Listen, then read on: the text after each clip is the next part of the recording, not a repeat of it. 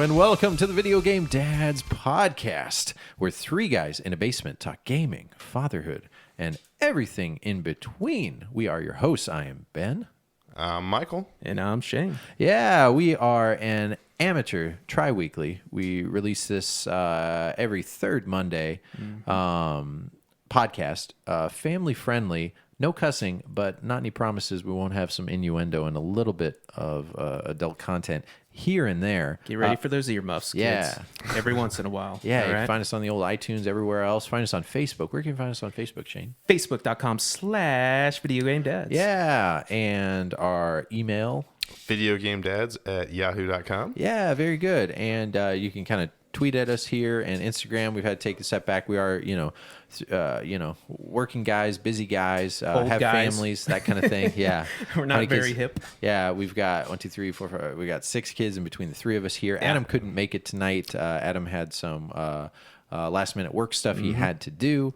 So pour one down the drain for Mr. Adam.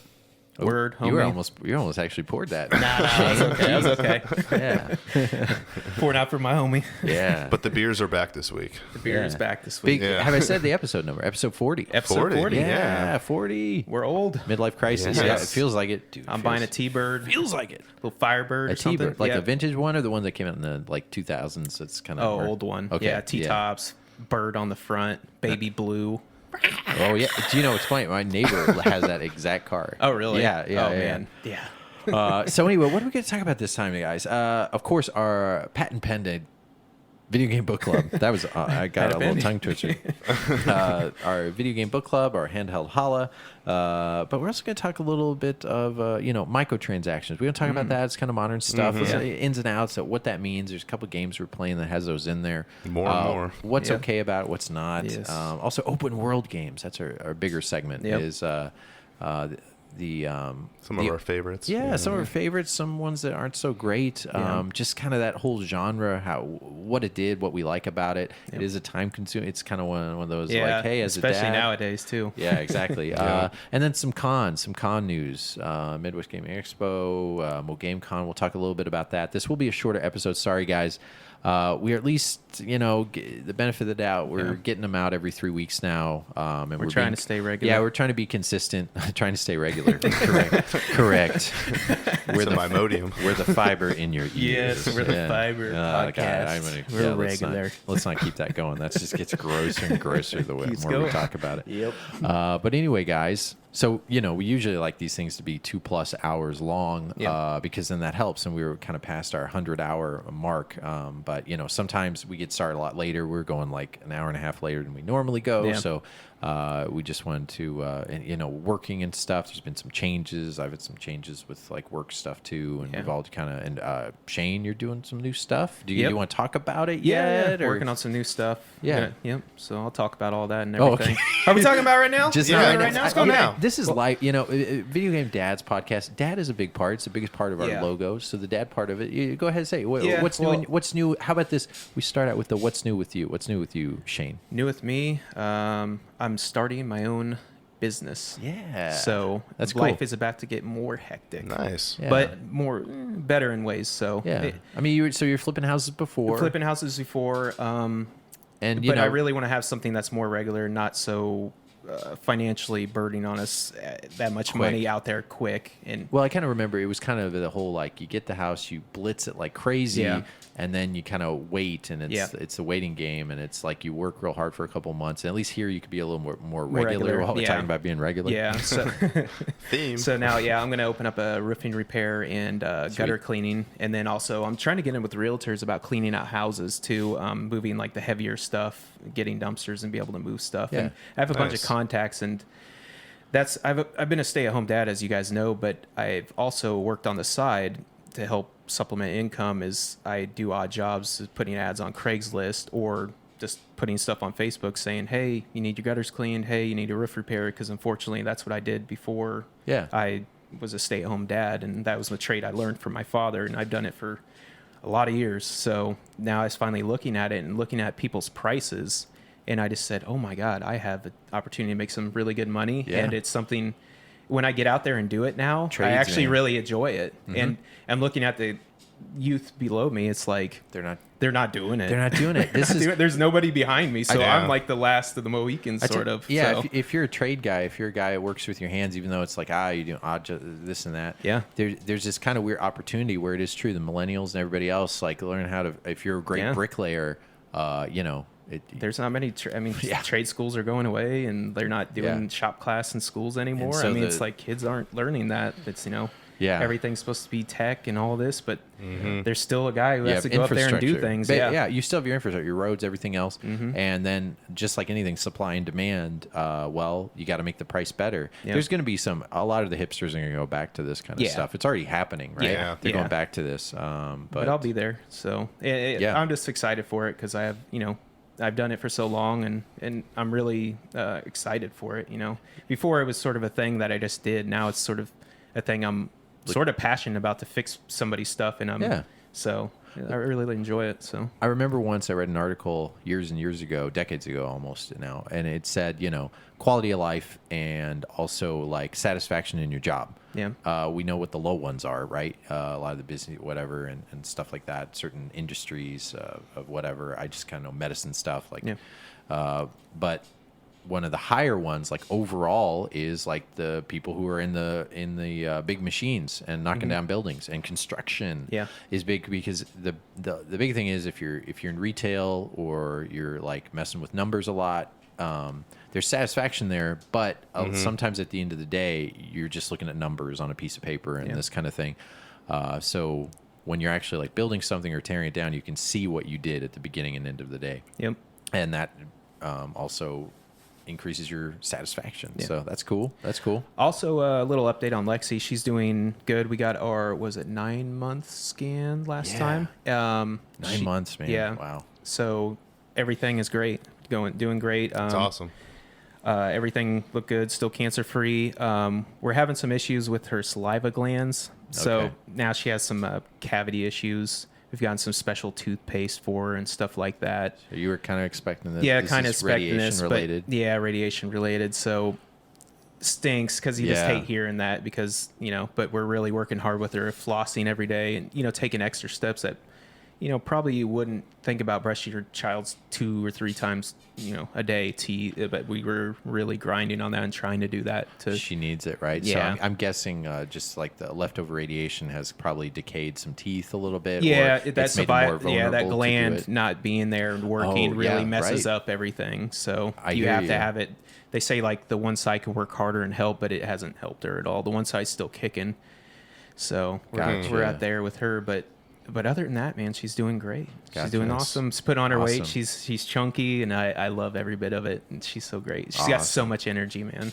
That's awesome. She's got so much like personality now, because before all this happened, she was very introverted. Yes, not her mom and me were her world, and now it's like it's crazy how this sort of worked. Is going through all this has made her a very outgoing, because she had to meet different people, and now she is. I mean, she'll go up to anybody and sort of talk to them now. I mean, she's still a little bit, but she's a jokester now. Like, it's crazy, man. She does little jokes on people and plays tricks on people and stuff. It's really cool. That's awesome. So Nice. we're doing good, man. That's awesome. Good. Yeah, that was something I was going to talk about, at least eventually, like when I pen down stuff, things to talk about. Is it's funny you say that, like, she's different, she's a jokester. Yeah. I was going to talk, like, one little segment was like, my kid's getting weird and I like it. Yeah. Yep. Like, it's, he's younger, right? So he's not quite 2.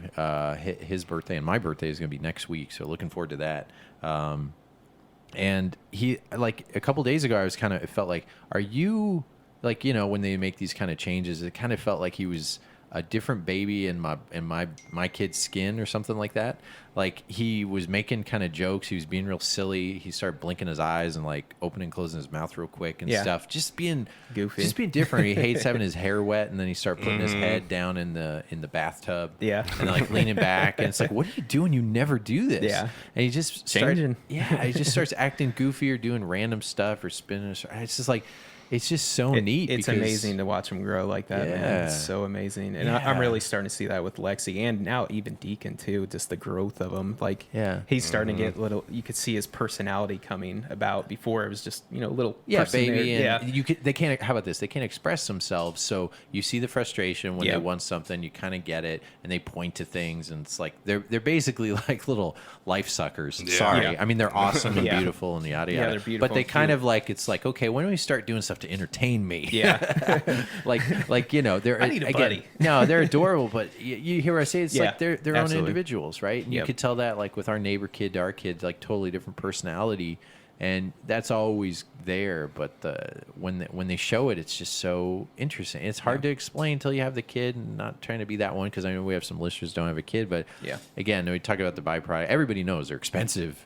It's scary as heck. It's commitment, the responsibility, but I always feel like you always want to get your kid the nicest thing or the best thing possible to show them all these things. But obviously, I think a universal standard is the best present and the best present and item or thing to give your kid is yourself. Yeah. So if you have this ability to have this child grow, and you are able to like impart the things that you have learned and you've learned from, and the mistakes you made like on your kid, that's, as long as you're doing that, you're a good parent, right?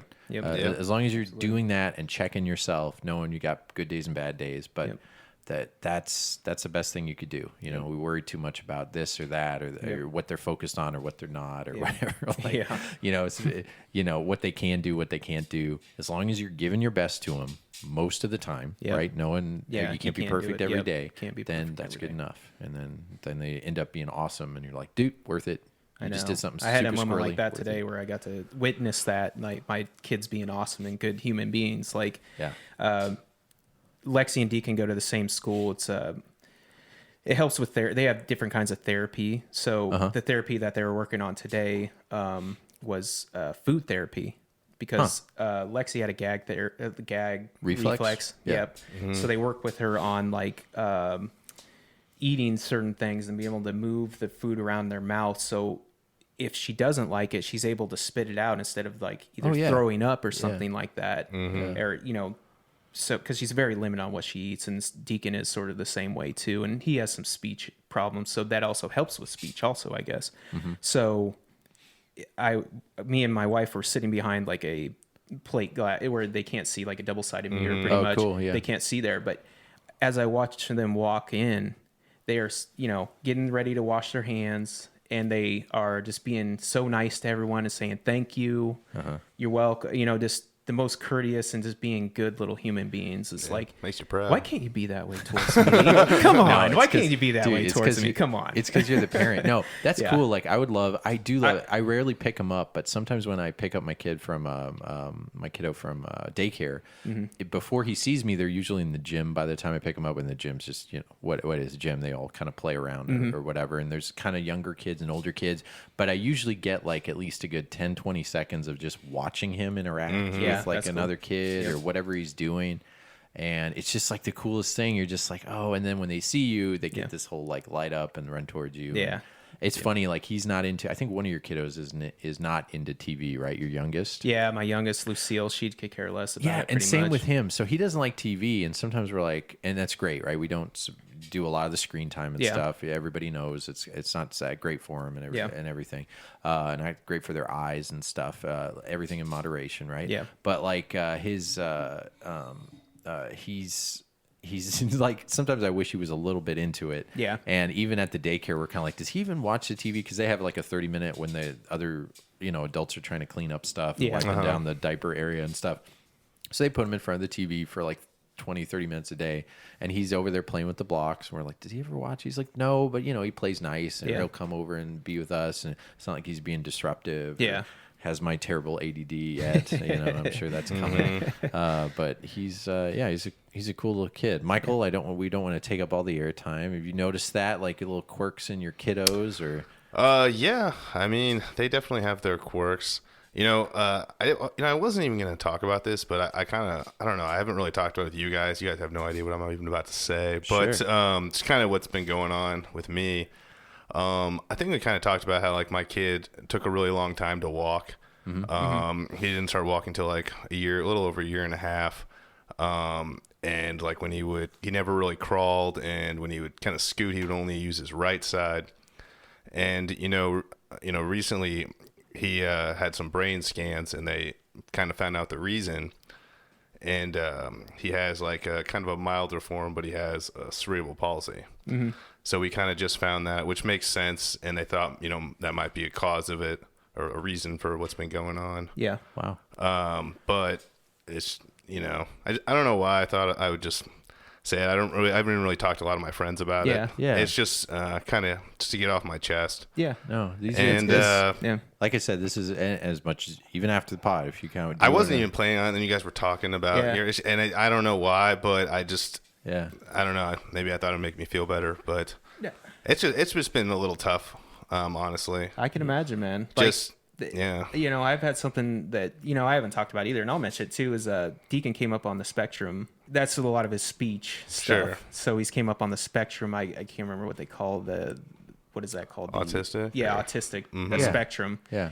And I've been really sort of learning about that a little bit and just everything, but it's hard to admit or say anything, or because you just feel like, what did I do? What happened? You try to find out these answers, but you don't really share it with people. I mean, I haven't told too many people, or I don't tell anybody really. So I guess I share that too. It's just, I feel you, man. Like it's nice to get it off your chest. I mean, but it's all gonna be all right. I know. It's, and I think maybe I want to say it because maybe other people feel the same way, and I'm sure you do. It's hard because, like, the first thing I think about is like other kids making fun of him. You worry about school and him not being able to do the same things I was able to do physically, like sports and things. So no, it is kind of tough.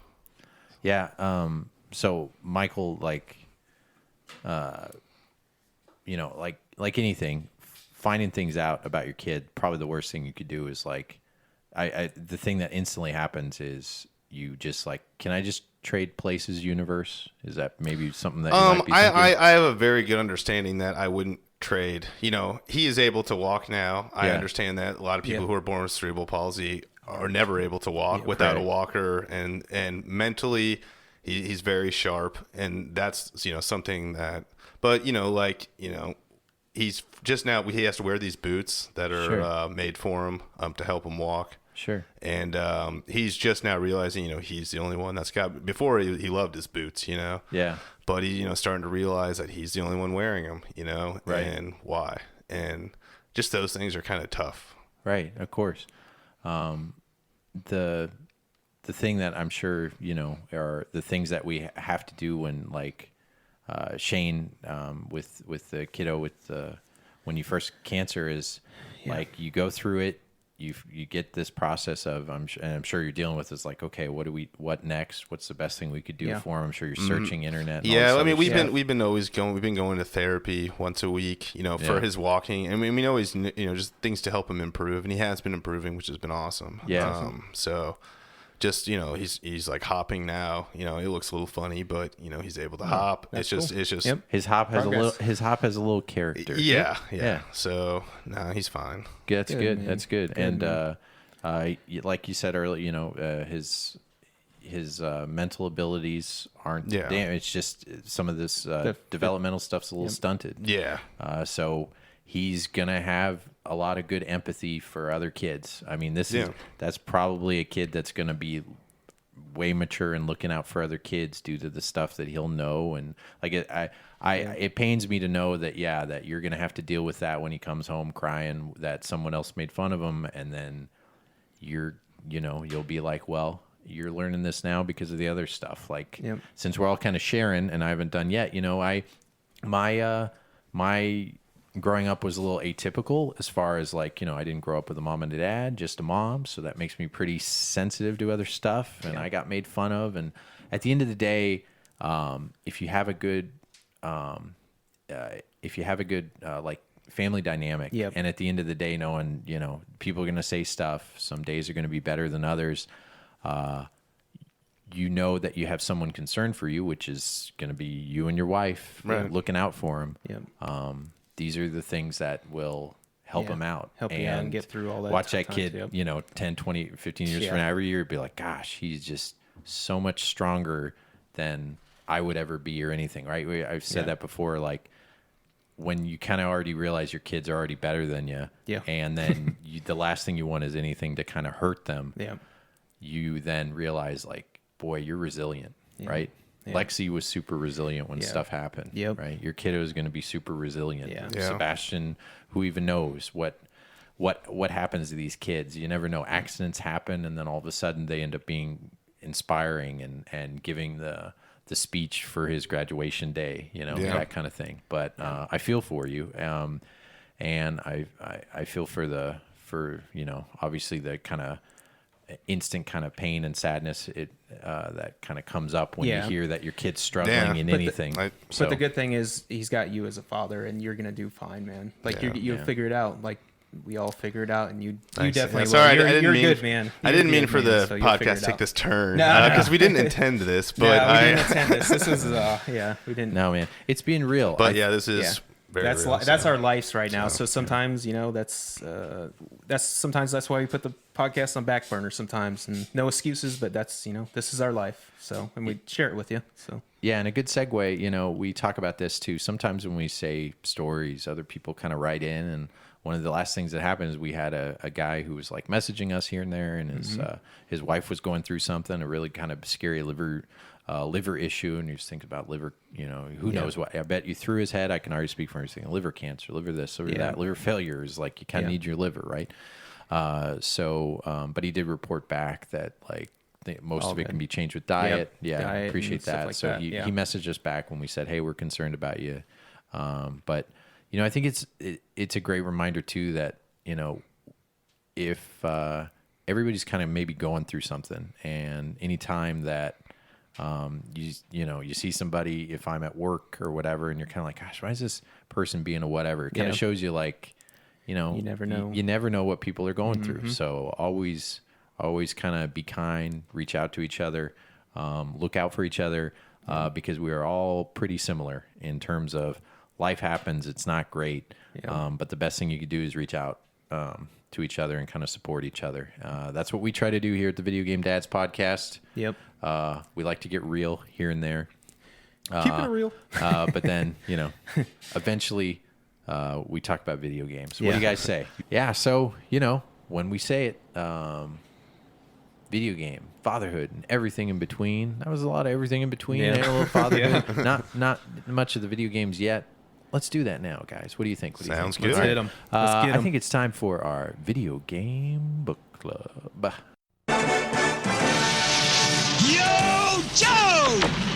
He'll fight for freedom wherever there's trouble. G.I. Joe is there. G.I. Joe, American hero. G.I. Joe is there. It's G.I. Joe against Cobra, the enemy, fighting to save the day. He never gives up, he's always there, fighting for freedom over land and air. G.I. Joe, American hero. G.I. Joe is there. G.I. Joe is the code name for America's daring, highly trained Special Mission Force. Its purpose, to defend human freedom against Cobra, a ruthless terrorist organization determined to rule the world. He never gives up, he'll stay till the fight's won. G.I. Joe will dare. G.I. Joe,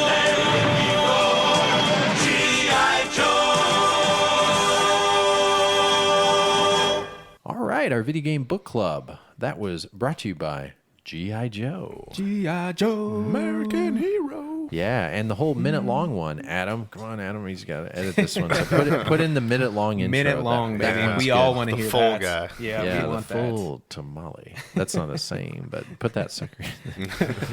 Video game book club. It is where we pick the maybe underappreciated games, hidden gems, if you call them, something that was maybe overlooked, not in the top 15% of whatever system we are on, and then we have that game picked, and we will talk about it in between, or we'll play the game in between our episodes and then talk about it on the following episode.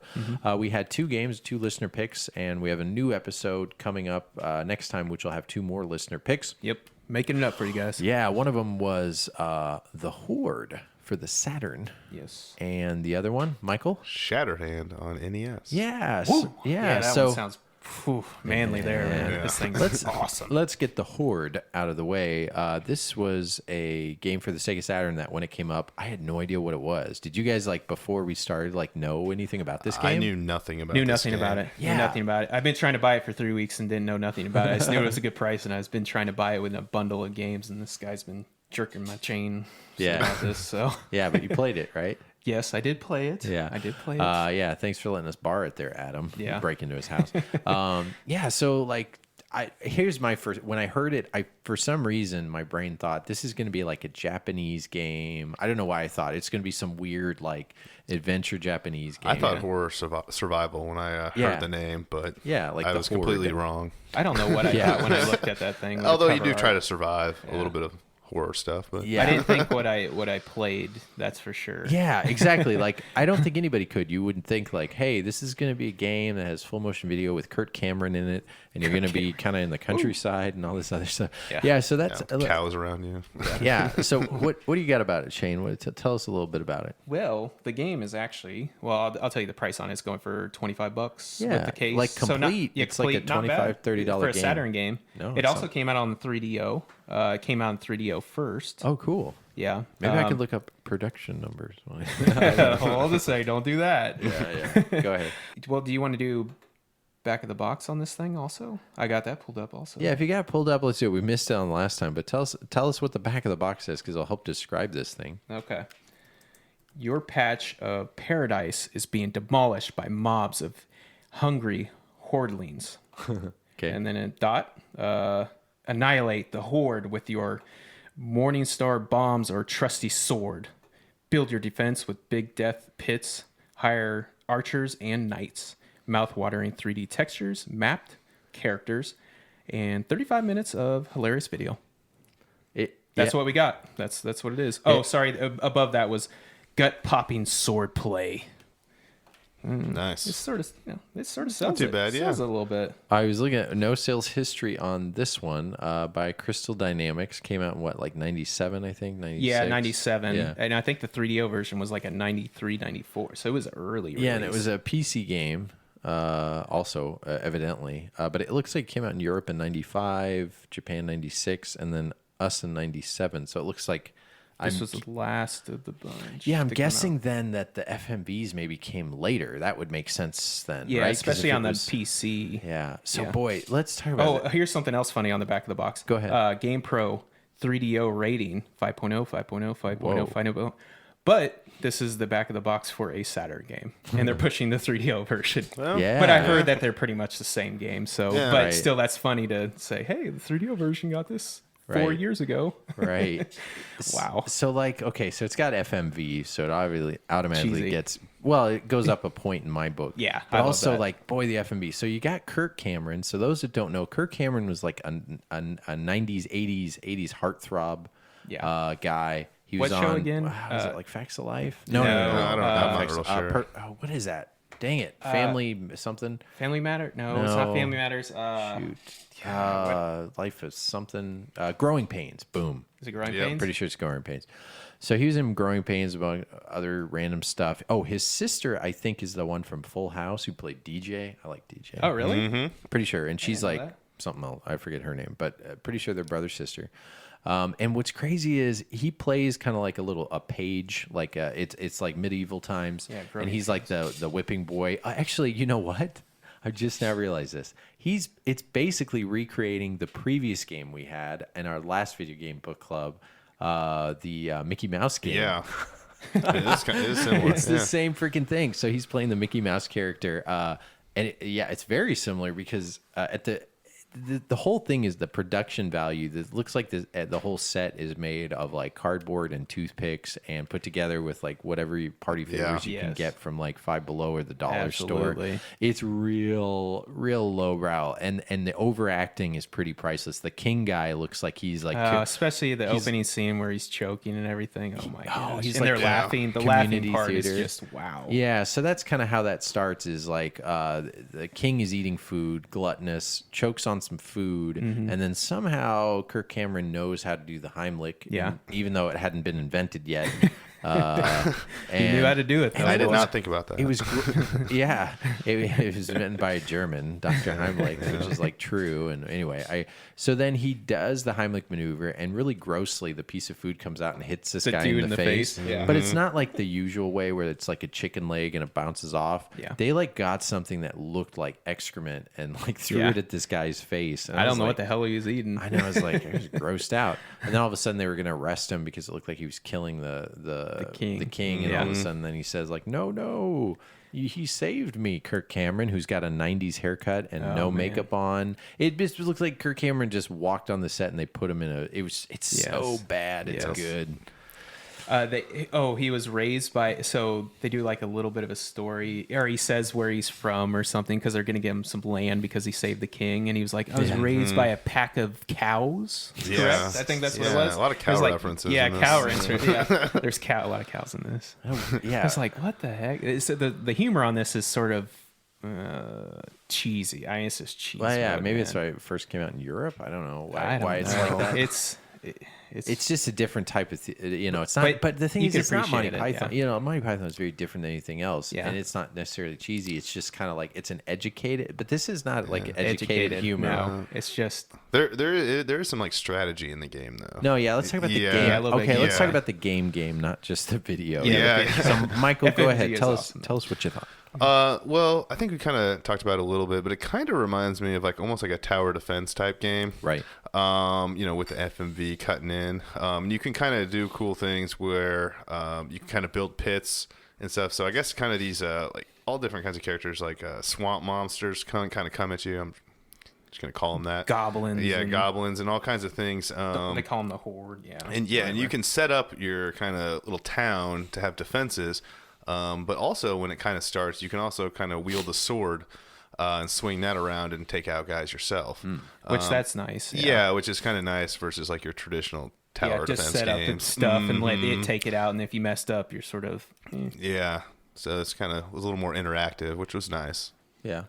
What do you think, Shane? Like graphics wise. I don't care for like an isometric. Yeah, I can't say it. Geez. No, it's okay. I don't like that with this style of graphics. Like you don't really see anything, and then the map. Your you're always, peripherals can't go too far when you're isometric. Yeah, exactly. It does work well for these type of games because It's you just not kind my of need thing, to see. yes. It has a SimCity feel too, where it's like SimCity, like the building old stuff Diablo type of and thing. editing your land and stuff like that. Yeah, but they have a map where it's you could see a decent amount when you're playing, but you have to run to them and get to them before they could get your houses and stuff like that. Your houses or your cows, because then cows are worth a lot. And then you have to cut down trees to get money. So the main is you got to get a lot of money. You got to get money because you get taxed at the end of the season. Yeah. So that's the main thing. You got to get money, otherwise you instantly lose. Yeah, so it reminds me of like you remember when Brutal Legend came out. It's a game that came out for the two previous system where it's like it starts out a game you kind of have a feeling how it will go and what it'll be like, and then all of a sudden when you get into the game it's like, oh, this is totally not what I was expecting. Yes. You're talking about the Jack Black game? Yeah. Okay. Yeah. You know what I mean? Like it's something where it kind of presents itself as one thing, and then all of a sudden later it's like, oh, okay, yeah. It's definitely like it's not for everybody, right? No. It's definitely something I haven't really heard of. I don't know what else. What else can you say about this game? It's kind of I don't know how far You could guys upgrade got. and get different weapons and stuff Yeah. like that. I mean, I didn't get too far on this thing, but I mean, I want to get in and actually sink into it a little bit. It was fun. I mean, it's cool. I like the aspect that you could go out and get them and hit them and stuff like that. That was nice. Yeah. And you can upgrade and get pits and different stuff, or you start with pits. But I don't know. It's okay, but it isn't really my type of game. Right. But I would still wouldn't mind to have this in my collection because I would play it. Well, there you go. I mean, and you're probably sometimes the hardest out of all of us, which isn't super hard on games. And the fact that you're kind of like, it's different, it's not weird, but the fact that you play it, little music, the music changes and stuff, and then there's different like the time changes. I don't know, it's cool. And the FMVs, I love the cheesiness of that. Like that's really cool. Yeah. So watching all the cutscenes on that, because I watched a reel of the cutscenes. Yeah. And that was.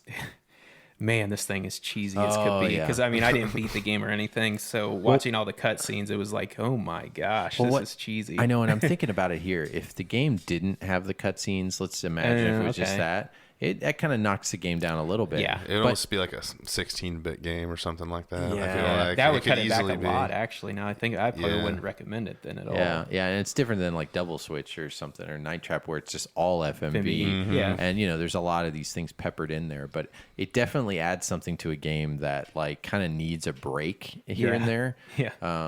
But then again, it's also a good game if it wasn't for that you can kind of play while like listening to something in the background. Like that's the cool thing about like tower defense or games where you're kind of like Minecraft, where you're kind of creating things as you go. You could kind of like, listen to something else and pay attention to something else and still do okay in the game. Yep. But like, I always have the problem with like Saturn, like save states and things like that. Yeah. Because I think I gave my save state backup RAM or whatever thing to Adam because I'm like, oh, I'll never use this. I didn't have it as a kid. I was used to just go through it in one game. Yeah, that's the thing. Like back then, like memory was like gold. Like just a couple. Well, I guess since you're talking of memory, I guess the 3DO version, Megabytes. the first round of disc or something, they had when you saved, it would knock out all your saves from other games just to make room for this game. Whoa. So they had to like issue other discs to make up for that because it was taking out everybody's save files. Imagine how ticked you would be. Yeah, man. Good thing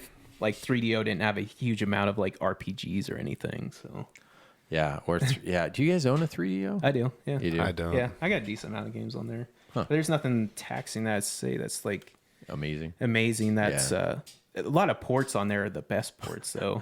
Yeah. Did you? Okay, I was the only one that my brain went dirty. I thought What? your T was kind of silent. Oh, there's a lot of ports on there. I was like, what? 3DO had ports? They Yeah. did. Plumber without a tie. Actually, yeah, you're right. Plumbers don't wear ties. Yeah, plumbers. Yeah, sorry. I didn't say No. that right. Google that if You're you right. don't know what we're talking about. Plumbers don't wear ties, and prepare to be amazed barely. Oh man! Oh, I ended up looking at Adam last episode. Talked about that Nicolas Cage film. Holy crap, was he right?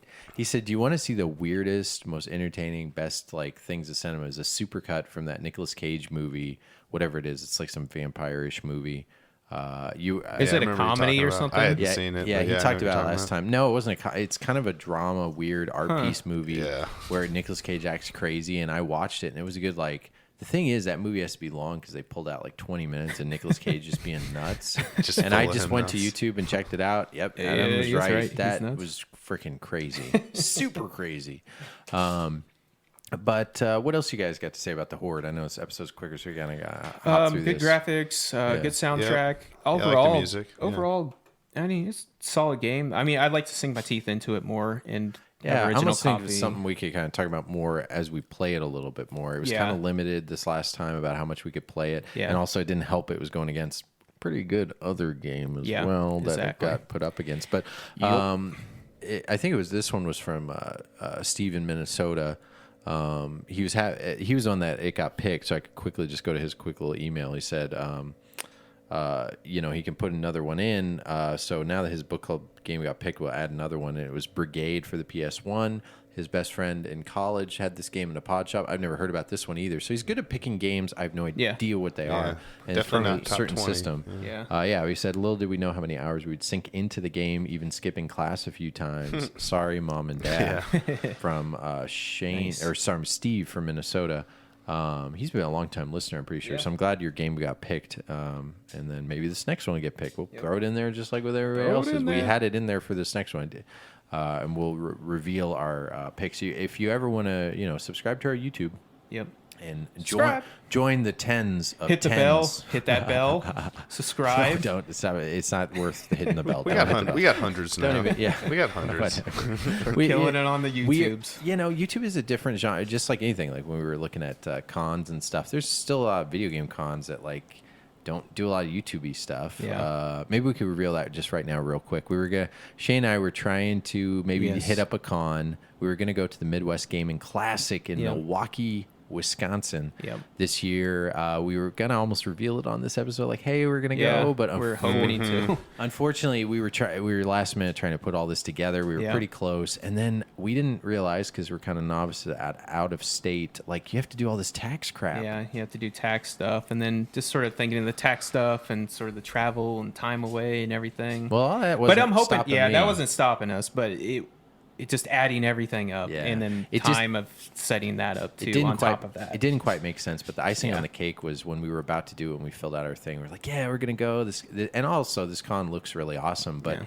like we have to get a tax ID and then you have to get all this other stuff. And Yeah. our buddy Married Guy Gamer kind of told us like, well, you know, this is kind of part of the thing. Some states are better than others. Like Portland, you just pay like $20 and you're done. Yeah. Other states, you got to jump through all these hoops and give them your back teeth and Yep. show them a urine sample and all this Yeah. other stuff. And this was unfortunately one of those states where you had to do all this stuff. So Yeah. at the end of with the that day, said, we're still may try next year or something Yeah. like that. And we could prepare a little bit more. And yeah, a little we more didn't. stable. We were trying to get in on this, and then this hung us up. So we're really close. So sorry, it would have been great to meet some fans Yeah, up there. that'd have been awesome to but go. let us know if That you're con ones that looks go, awesome. and next year if you think it'll be worth it. We definitely want to go, but we'll probably definitely do the Missouri Game Con again. Yes. For sure. Speaking So- of cons and Mo Game Cons, Yeah, we're we'll planning on going there. Plug so. that real quick. They haven't announced much as far as guest list and anything, but I've been each year, and it's been just gaining ground every year. It's a great con. It'll be in St. Charles, right outside Yep. St. Louis. They released the date August 3rd, I'm pretty sure. Yeah, I think it was third. Yeah, I'm pretty sure August 3rd is the date there. I'm pretty sure we'll talk about it if not if we're wrong on that date, but I'm pretty sure Nope, that's right. yeah. So But anyway, let's go to our second video game book club pick. What do you say? Let's do it. Let's move on to, since Adam's not here, we'll do the other large Nintendo fan, Michael. It's okay. You can say it. You can say it. I You can say it. am. I You can am say it. proud. What's this game for our video game book club? So Next let me- one is Shatterhand on the NES. Yeah. So yeah, we can give some details about it. It's published by Jalico. I'll say it like that, and released in 1991. Nice. And it's a little side-scrolling action game where essentially you're a gentleman who's somewhat bionic. He's got a little bit of metal in his hand. Yeah. And he loves to punch people, to be honest with you. And he just goes around knocking people out. Yeah. So the box art is pretty nice and the nice box and art is cheesy. freaking amazing. Yeah, it catches your eye for sure. I sat there for 10 minutes looking at that thing. I don't know what I was doing. It was late at night. Maybe I was hallucinating. I don't even know what the hell was going on. Yeah. But I was looking at that front box art and I said, what would this guy have done in the 90s? Like, because his glasses, man. Yeah. So I just sat there and sort of just thought of a thing of him. And it's like, I bet this guy played like slow pitch softball, just hitting dingers all the time, taking steroids and just getting jacked. Give him a and- backstory. yeah, just thinking of building up a backstory. I don't know why, because I don't know this thing. You guys really have to check out this front cover. His backstory's got these bionic hands. Yeah, bionic They're hands, cut but I off. made up some other stuff. Like if he was in the 90s, man, I could see that's what he does. After he beats this game, like no, he's going to hang out and doing slow pitch softball. In this game, and- the story is not so important. You just know he's trying to hit all these cyborg guys who are trying to take over the world, and you're going to do it one punch at a time. This is a masculine, fuel-injected Yes. romp ride of an NES game. That's came why out I was late, thinking right? of that. She said 91. Yeah. What else came out in 91? Super Mario World. yeah. Yeah. Right. Think Super about this. Nintendo was already out. I think a big reason this wasn't popular, well known, and it wasn't until we got into the crazy YouTube of like, hey, look at all this stuff and these hidden gems and yada yada. And this would come up a few times. So I think I avoided Shatterhand because in the last 3 or 4 years, everybody kind of talks about it in the gems, so to speak, or hidden treasure, buried treasure. So it's kind of made me like, whatever. How good can it be? Well, answer is really good. It's really good. And the price point's not horrible. What either. is it? What's the price? 40, 40 to, 45? yeah, 40 Okay. to 50 Somewhere around range loose. Okay. Which I is played not it on horrible my- for the quality of game that you Everdrive. get. So Yeah, I love me some Everdrive, but no, this is a game. Yeah. If I were able to get this is another one where like I love it now, right? You can't hope for nostalgia. I wish I could have gone back in time and played it. this back in the day because I would have definitely had this thing boxed and already now, you know. Yeah. And I'm glad that people point this game out and our listener pointed it out for us deserves to it. play it. Yeah. Because it's really dang good. Let's get into the game. I mean, I want to talk about everything. The music, Music freaking good. frack. Yeah. Yep. Really Freaking nice. There's Yeah. 2 tracks on there. I want to listen to right now. Yep. I want to stop this podcast Very and just good. listen to it. Yes. It's like dun-dun-dun. It's one of those like multi-layered things. Yes. Again, for having a music degree, I should be able to talk about music a little bit better. But basically, what I love is there's syncopation to it, and there's this like drive and this kind of undersold beat that goes over and over in a couple of the tracks, and then it'll build on. And you can only do so much with that sound coming from the NES, but it does a lot. But it does everything. And it does enough to kind of get you going. It makes you want to punch some stuff. Yes, right? absolutely. Yeah, you're knocking down tower. Like, well, you busting through tower. Like, Yeah, all almost the anything towers. on the screen busting you can through hit. everything with your hands. That's where sort of the only downfall I would say of this game. I'll just mention it right off the bat is you're just using your hands pretty much. I mean, you get some power ups that do shoot everything. You know, But you have guys like flying around you and stuff like that, so you really have to like chase them around and get real close to punch them. yeah. And So stuff like that. there's a lot of timing and everything with this due to have to be so close. And but I that's- love his little 3-piece that he does. He throws 1, 2, and then Yeah. that third one is a big punch, man. It's so awesome. the animation, as what you're saying, is like again being NES, it looks like an NES game, but it also like it does what it does to its maximum Yes. effort. Yes. And I hear what you're saying about like, yeah, you kind of wish you can hit stuff far away, but that kind of makes it endearing Yeah, because makes it only different. Shatterhand's like, you know what, you're still a guy, you're not a superhero, you're not this.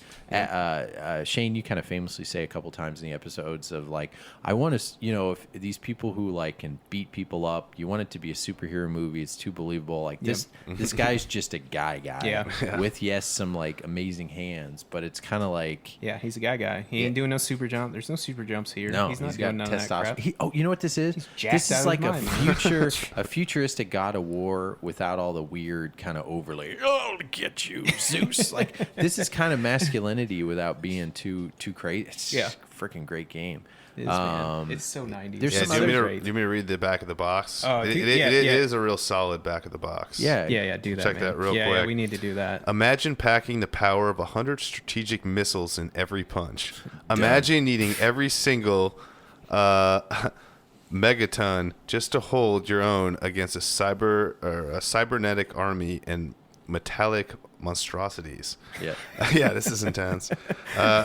alliteration. That's the guts of Shatterhand, the game that redefines hand-to-hand combat in the 21st century, along with all the standards for single-player action games for the Nintendo Entertainment System. 7 levels, state-of-the-art graphics, anti-gravity levels, armed satellite robots assist you in battle, which is kind of handy. Yeah, that's really cool that the way they do that. Yeah, it is very odd though that you collect like Greek letters or Yeah. Roman. I don't know what they are, but they're like some sort of random numerical things. Yeah. Yeah, so when you beat up, that's something like It kind of drops for you. Yeah. Yeah. Which is cool though, because then you could sort of figure out which ones you're gonna pick Exactly. and get your robot, and you know which ones it's gonna be. I imagine in the manual I've never seen, but And that's what I was they'll about tell to you say. which weapons you're gonna get. I didn't like do it, and power-ups. it kind of confused me at the beginning. But then I randomly got a different order, and I noticed that like it changed Yeah, it's completely. really So cool. it was So we're cool. kind of saying it cryptically if you haven't played it. So like power ups in this game. Yeah. Yeah. You basically are picking up the boxes, and it's kind of like a code. But it's cool that you can punch them and change them, so you're actually so you know what you're gonna get. Yes. Yes. Yeah. So Well, you do and you don't. You'll learn what you're gonna get. Yeah, it's one of those you kind of like like with Contra, you're like you want the spread, right? Yeah, and you I want want the spread every heat-seeking time. spread, Yep. and Yeah. that's kind of the thing you'll learn of what you want. And But then instead of S for spread, it's like a circle. You just Yeah. have to like figure Yeah. out that the Yeah. circle They means couldn't have spread. done that. It's But then like, for read the coin- manual. yeah. For money though, they did the most basic thing ever. Is it looks like a damn Super Mario coin or something, you Yeah, know? man, you said the D word, the H word. I did, man. Sorry, guys. No, it's I'm okay. not- Adam's I'm the one going that's- ham on this one. Adam's the one that's Edit it, trying to Adam. do it. Get it. I know. We're adults. We're just trying to help it out for these dads who's got the kids. So if you got the older ladies, aka grandma, and and you're listening with an earshot of anybody else, no one's going to give you an evil eye or something like that. I don't want to ruin anybody's Christmas or nothing. Yeah, you know? but so these power ups are little buddy robots who kind of hang out, who give you a little periphery, give you a little reach, so to speak. This game, the other thing that's pretty cool about it is, gosh, okay, so there's going to be a time, I don't know when it's going to be. Is it going to be when we're 50 or something, where we can't play NES anymore due to two things: the controller, which Yeah. is great, but equally not great. especially now that It's we gonna be got our hard to mounting grip. controllers. Yeah. And also, it's hard. It gets hard, and a lot of NES Reaction games are time. super hard and get too hard way too fast. Yeah. This one actually nicely Put you in there. yeah, or something like Mega Man is hard from the get go, so it's like, hey, it's hard and gonna stay hard the whole time. Mario's easy, but then you always can just forget to hit the jump and slide down. Yep. I think the just from what I played, it's like okay, it does a nice progression, kind of like a modern game. Yeah, because on this one, you start up on a stage that's very easy, and then you go to like sort of a overworld, not a map or it's anything. similar but to it's like Mega you get to Man pick almost, your, where you can choose choose your which level, way you're going essentially. to go, which is really cool. So Yeah. but the difficulty gets pumped up real quick. Yeah, compared to real that quick. first level, for Yeah, sure. Exactly. Yeah. Kind of wish, man, they would have made any sequels. I didn't look this up. I don't they think make a so. sequel. I don't think so at all. Why not? No. I have no idea. I What kind other of game want am I thinking of that has a second that's sort of like Ice this? Project Doom. No. I'm just oh, that might be a spoiler alert for some. Spoiler. You know what they should do? Like, I don't know. I'm just thinking like this guy needs a wife who's stronger than him or something. Like this guy needs a girlfriend. A Miss 'Cause you know how Shatterhand? yeah, well, not Shatterhand. She's gonna be like heel knocker or something, like where she's got like her toenails are like she lost her Shatterheel. feet. Yeah, that's how they met. Yeah, they Shatter- met because his arms got cut off and they replaced with bionic arms, and it's her and her like her shoulder pads or something. Or Something shoulder 80s. charge? No, yes, she needs spikes coming out of each shoulder because he's so 80s. She needs to be 80s because the women. Actually, now that's coming back. Yeah, it is. Hey, come learn about fashion from the Video Game Dad podcast because I just learned from talking to a coworker. Evidently, like shoulder pads are back, and that it wasn't right? look bad. But she's younger. She's like I don't know, like in her 20s or something, and she had these big shoulder pad on things, and I was just kind of like, whoa, this is kind of different. Good for you. But nope, shoulder pads are back. Interesting. Yeah, so now we know. It was Power Blade 2 I was thinking of. Sorry. Oh, It's yes, Power yes. Blade 2. Yeah. I just get those front covers just mixed up. No, man. no. Just That was another juiced up cool cover, 90s yeah. dudes. And just- it's similar. Power Blade reminds me a Yeah. little more like Strider. That's I've exactly never what played I it was about to say. before, so Yeah, but Power Blade, Strider, if you like those games, or if you like Shatterhand, you want to look at some games. Those are all nice, like da-na-na-na. It's kind of like it gets you almost in a Japanese action type game, but it still keeps you like, this is when you want a Terminator, not great game. Last Action Hero, not great game. Judge Dredd, not great game. But this is an RoboCop. action hero. Yeah, right. This is an action hero game, and it feels like why did they have to be so hard to be good? Yeah. When this game wasn't after a movie Yeah. at all, and it's like it freaking owns. yeah. Oh, It's like they used all that money on the licensing and can use the developers that were actually good at doing what they do. yeah, freaking. I don't know. Let's leave it on a good high. What do you guys think? It's just amazing game. Pick it up. Hold a Try to second, play forget it. about it. We need to talk about baby bottles. How many baby bottles? That's are we what I was giving? gonna say. I would say All right. we're at that point. We'll go All back right. to the Horde because we forgot quickly with the Horde. How many baby balls would you say? I'll give it 3.5. Okay. Well, that's exactly what I was going to say. 3.5. there you go. Yeah. I'm gonna. They With say we room get too for high. improvement. Yeah, I'm gonna say 3. Could be a 4 if I played it Yep. more. That's Absolutely. where I'm at. Shatterhand. I'll just go ahead and say 5. You gonna do 5? I'm gonna do a 5. We're not doing like your Prince of 4.8. You can do a 4 point. You could do whatever. You could turn the baby bottles into like freaking soap. I'm gonna really water whatever it you want. down, type of deal. It's whatever More you want to do, formula. Shane. It's whatever you want to do. 4.8. It's not perfect because due to limitations. Yeah, I'm going to go 4.5. That's what I was thinking. So yeah. this is what I 4.8 think. for It's me. so convoluted, but I always think like, there's no such thing as a perfect game. Does this game do what it's supposed to do? Is this Yep. game doing what you think it is? That's true. This beats it. That's why I do it. Yeah, 5. yeah. I'm No, I not totally because then understand. you can get all like, well, it gets all this, and then we get these people back and this and that. That's not our audience. Our audience is quick and dirty. You spilled some milk on you. You brush it off. You smell your underarms go before forward. you put your shirt on. Does it smell going. good enough to go out or good enough to go out to a nice place? That's the audience we have. So it's whatever you want to do, whatever you want to rate it back. But Shatterhand is awesome. Yeah, it is and awesome. I would love to be that guy for just 2 moments. Yeah. As I'm Shatterhand's hit stingers, Yeah, baby. yeah. Shatterhand don't change no 100 diapers. missiles coming at you. Can you imagine? Guys change his diapers. He's not have to do anything.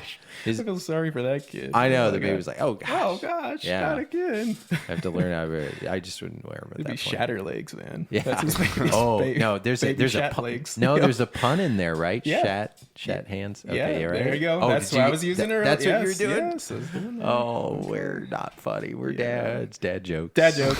Dad joke. Got it. It's time for dad joke. We should do that. A segment called "It's Time for Dad Jokes" and have a really bad dad joke. No, we've got enough bad jokes as we go. All right, so moving on.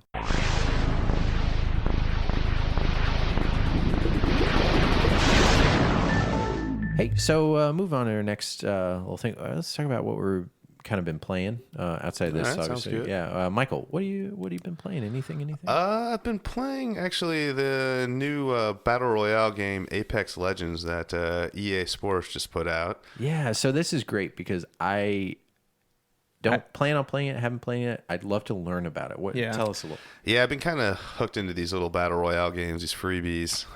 Cool. And that's going to kind of transition to what we're talking about with Later on. yeah, and a little bit what we have going on later. But yeah, no, it's kind of if anyone's played Fortnite or the Call of Duty game, but PUBG. yeah, PUBG, they're all very similar. But this one, it kind of gives you your own characters. You can kind of choose which have their own abilities, and you're kind of in groups of 3. So there's like 33 squads, and you kind of drop into this kind of battlefield area. It's kind of futuristic, and it's a fun game. It's kind of really similar to Call of Duty, really, but. Ooh, you had me at not that. Yeah, I know. But it's a game that I play with friends, and No, that's cool. That's cool. And yeah, and one of my buddies just kind of started getting me into it, and I enjoy it for sure. Sorry, I had just seen the cover art of this game. So it's groups of 3 per team. So is that the big draw on it compared to like a Fortnite? Is it something different because it's groups of 3? So Is that the thing? there's no like real single player mode. You're always in a group of 3, no matter what, whether No you're matter playing what. with friends or you're going to be hooked up with random Anybody. people. Okay. Exactly. And yeah, you just kind of you go around, search for guns, do that whole thing. And Looks then there's- futuristic and yeah, stuff. there's Okay. like a circle that you kind of go inside, all very similar to the Fortnite, PUBG games. Not in it, you die. Yeah, exactly. Level But design's really good. Huh? yeah, no, level design, the way you move, there's like a slide that you do that just feels very realistic. Nice. Tons of different things you can grab. It's just kind of more of an adult version of Fortnite. No building. Yeah, that kills me on that. Yeah, the That building is not what. very good game. Yeah. in my opinion. Yeah. Fortnite. Yes. Yeah, it's just here's the thing. I said this. We haven't talked about this yet. I really want to try not to be one of those guys who talks negatively about a game I've never played. Yeah. Because a lot of people do that. A lot of people like say, Yeah. "Hey, I hate this. Hey, I hate Yeah. this." Yeah, So, I don't want to be that guy. That being said, there is nothing that I have watched other people play that makes me want to play Fortnite. Right. So I'm not going to say it's a terrible game. It obviously has captured the hearts and minds of millions of kids, or ruined them if you're watching the news. I got a little bit heady into that for a second. Yeah, it gives a little emphasis. So, but every time I watch it, yeah, it's like they're building this thing, they're hopping around, and then it looks like they're making these halfway translucent. Like house things, and then when you get shot. Yeah, this feels more like Call of Duty rather than that. It's not as cartoony. I can't play it with my kid. Like I still play. My kid loves when I play Fortnite. Still, in fact, he asked me to play because he likes it when I just chop down trees. Wow. Yeah, and he says bye bye trees, bye bye rocks. Yeah, I just destroy him, and he just likes that part about it. That's awesome. But yeah, this one's way too realistic for him. Yeah. Too many realistic guns and blood and stuff. So Yeah. not so much for a 2.5-year-old. Gotcha. Whole second, do they have one-shot kill headshots? No. Son of a gun. No, they These got no games nowadays. I'll tell you what, my old man You, hand I mean, is you, in the you air. can't you can do it, but it's not realistic that it happens most of the time. Hate Yeah. it. Hate it. You play anything Sorry. else? That's more Fortnite actually. No, I've just been playing my NES games. I have a buddy who comes over every couple of weeks, and we've been kind of going through my NES like library. Oh, cool. And Oh, so yeah, we I remember saying started. that. Yeah, we started at A, and now we're on D, which doesn't sound like a lot, but it's a pretty good amount. Yeah, it's probably like 60 or 70 games. So each time we try to play I would say like around 5 to 10 games. Yeah. And just kind of go from there. How long do you give them? About 10, 20 minutes? Something like that? It varies anywhere from 2 minutes to like 15, 30 minutes. Yeah. Some of those like puzzle games were just like, we're just we done. get the concept. Yeah, we got it. on. We're not into it. Let's go. It's kind of what we've been doing. So Cool. Yeah, you been playing anything, Ben, yourself? Yeah, wow, what was really cool is I don't know if I got a while. Oh, I got a those controllers that Adam talked about last time. Oh, okay. Oh yeah, I got the brawler ones. Yes, the brawler. Oh, okay. I got to give a Brawler. shout out to Castlemania Games. Okay. I didn't get in early on this color thing, and I just messaged him through his eBay store.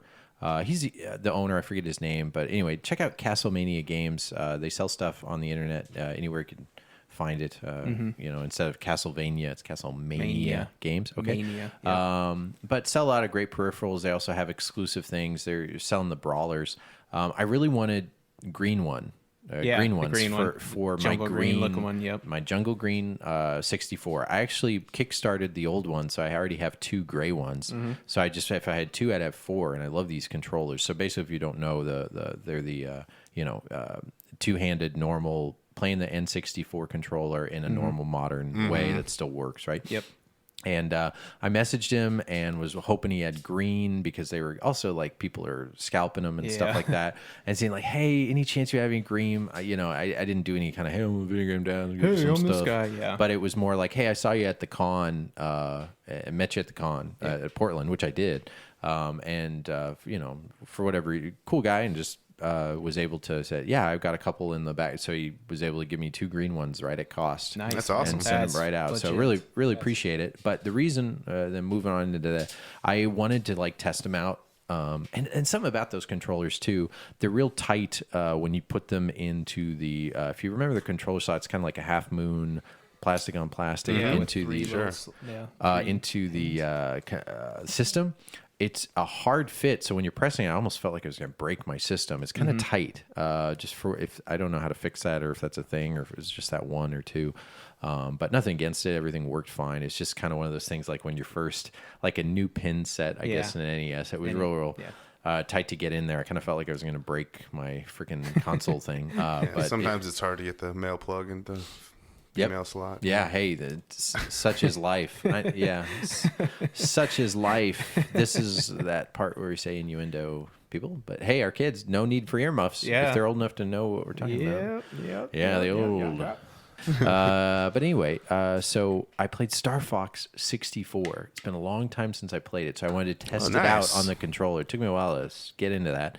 But I ended up beating Star Fox 64, and I played it. And what was really neat is Chris, my like childhood friend who was on an episode way back when, it had to have been his Star Fox, because all the records on there said like CSP, his initials.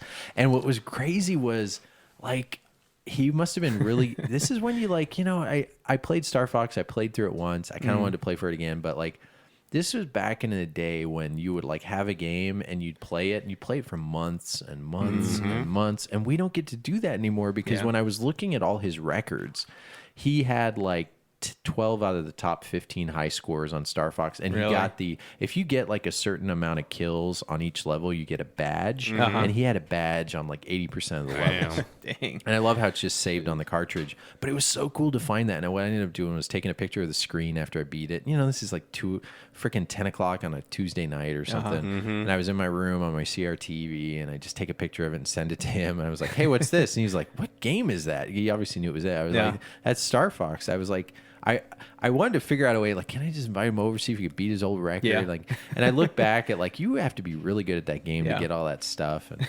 anyway, it's just kind of neat to have that, like, gosh, like just having the old save states and your high scores and stuff like that. So I wanted to share his high score with him. And I know he doesn't get to play as much and stuff, but now it's like, when next time he comes over, I'm like, dude, you got to play this game. Check it out. So I got to play some Star Fox 64 and remember that is a freaking great game, even though I know that 64 Mini never came out. I know we're in 2019. Yeah, I Yeah. know. I don't think that's going to be a thing anymore. I mean, it's I been don't Why think not? so You either. never know. You never Yeah. know, but yeah, I don't. It's You not going kinda to be a thing anytime soon. I think No. Switch is doing so well; they don't need a Yeah. holdover gap or anything like that. Yeah, you kind of feel like it You would hold back those IPs. I mean, why give them out for free? Pretty much. I Right. mean, it's Maybe not for free, but I mean, They could pretty wait much. till it slows down, though. Yeah. Like the Wii or the Switch slows down, Yeah. and they might release it or something like that. Yeah. Ended up playing some more Spyro. Spyro Reignited. It's really nice. great kind of going Good. through that Yeah. game just slowly. If you don't have much time and you're kind of one of those, you don't have time to devote to a big game. It's a great kind of nostalgia feeling game. So I've got that too because I used to play the old one. So really like that. Really love playing through that. And then I also got, this is going to really wow everybody because it's a sports game. So I went to GameStop. I haven't bought an NBA game in forever because I'm not really into sports games. NBA 2K18, not this new one. Or maybe it was 19, now it's 20. It's the year before, Yeah, right? year before. I think it was Shack Yeah, Attack's on the 2K18. front, I think, right? Yeah, Shack's on the front. So this is a game where, a lot of times they have a game come out and then they've got a gold edition and then a legendary edition. This MSRP of this version of the gold legend edition for all of them, PS4 or whatever, was $149. You're talking insane. $150 for a Wow. game. Wow. It's a lot. And guess how much it was? And it is right now. So listeners, if you're listening to this, you go to a GameStop, look for the kind of PS4 gold 2K18. You're never going to pick it up, but it's clearance right now at $9.99. Yep. So I grabbed it for $9.99 because I like the cover art. I like Shaq back in the day. And it turns out it's really expensive because you get a whole lot of in-game currency. And if you're just a retro listener, you should kind of know what that is. It's basically like a whole bunch of, I don't know, how would you put it, Michael? What's in-game currency? Well, essentially, it's where you can buy different items for either your character or what I'm pretty sure is pretty big in like the NBA games and a lot of the sports games are All the opening sports, these yep. packs, which essentially is Characters or like something. virtual sports card packs, essentially. Yeah. Where you can use these players in like an online setting game where you can only use the players that you pull essentially from these packs. Yeah, to create like a team. Yeah, like the ultimate team or whatever. Yeah, and it's got I ended up just getting this because I wanted to see what $150 of game type is. You Hold get a second. Would you be able to use this currency on the newest one? Would you be able to do that? I don't think so. Sorry, I'm trying to. No, No, system here. I'm not 100% sure, but I'm pretty sure that you can't. Just trying to It's- save people money. I mean, that would be a cool deal, but okay. Sorry. No, it's a great question. You can't, but what I would say is I actually recommend if you're kind of into the, I get why people aren't into sports games because they end up being worthless to a collector community. But here's the Still thing. They sell really great. Yep. And sure. there's a whole community. So what I did was you can create a player and they have this kind of actually like story mode for the game. So you start out as this guy who's like, the story is he was undrafted. He had a great, probably promising future, ended up wanting to be a DJ. And now, you take him over and you put his face together and you make him look like you. Yeah. And now he's in this, shoot around and he gets seen by a scout. And you get this, it actually has a kind of almost like a Grand Theft Auto story mode. It's really weird. But the reason I got it is because I knew I'd have a whole bunch of currency to kind of help my player out. I would not recommend just buying this game vanilla because the way they have it is you will want to buy in-game currency. And these gold coins you get 80,000 for $50. And this came with, I think, it came with 250,000 coins, which is the equivalent of $150. So that's probably why they thought, it's $150 for the whole game, and it also had some sports cards in the little pack, but not much. It's basically the game, some sports cards, an exclusive cover, and then a whole bunch of in-game currency, which you can buy shoes, you can upgrade your house. And all there this are kind of people who are stuff. going to spend that money anyway, and it was probably discounted. It's a good deal for them, yeah. if they were already going to spend it. So Right. So I just think, to me, I think I don't know who's buying these $150 games, but there's a lot of people when you look on YouTube, because I was thinking all right, I got all this money, what am I going to spend it on? I went to YouTube and looked around at all these videos, and it's a lot of these guys yo, it's a boy, da da da, and they've got hundreds of thousands of subscribers. Yeah. And it's just like a different culture. Like it's not me, or it's like all the videos and the stuff. I'm like, oh God, like I guess it's like, I'm too old for this. But it was nice because I did find out like what to spend your money on, because it is technically like real money, even though you got it for free because the code came in there with it. So again, $10 for all this, highly worth it. And I've already played it for like 8 hours or something like Worth that. every penny It's then. been most of all I've played, and I don't really have time for that anymore. Yeah. But all together collectively, it's pretty cool. It's pretty fun. Is your guy in the NBA yet? Yeah, I got in the NBA really, and I picked okay. up. It's so funny. I'm so like 90s. As I was like, "What's your favorite NBA team?" And since I kind of don't really follow them, I was like, the Bulls. You know, I don't want to do the sure. Lakers. Don't want to do whatever. But it's really fun because I'll just actually the gameplay now, because I haven't played a game in a while. Like the old basketball games, NBA Live, that kind of thing. Like, boy, they make games really good now. Yeah. Like, geez, it feels realistic, and the way you can like shoot. There's some learning curve to it, and you can make it easy or hard, but like doing the cool dribble moves and watching tutorials about how to play these games now, it's very nuanced, and you actually watch the ball and you want to move the stick when the ball is coming up. So like I can get why this is a competitive game now, and like people play tournaments, and there's people who could just annihilate other Esports on people. there. Yeah, it's just, and that's their game, and they rebuy it and they spend hundreds of dollars on it and they make videos of it. So there's a big community out there. You can buy certain like ball dribbling moves, and that's what you spend your currency on. Oh, really? Like, so your type of shot style, how you shoot, it's thousands of options. You also have like fun like celebrations and stuff like that, and they're all like these famous, so you get kind of addicted to it, and that's probably like kind of how we segue into it. That's this whole wave of microtransactions that has been around for probably the last like 6-7 years, really. Where they have and this is what kind of drives older gamers crazy. I get the draw, and there's a way to take advantage of it just now, right? I use these codes for this thing, but also something that stinks, which is why you always have the good and the bad. There's a feature in the game where you can scan your face into the game, right? Yeah. And then like either you take a picture of it with your app. So the way it works is you take a picture of it with your app, the NFL 2K18 app, and you take a picture, and then you upload it to your thing, and then they put it in the game. And this usually either has hilarious results or pretty close results that kind of uncanny valley freak you out. It's like, wow. Yeah.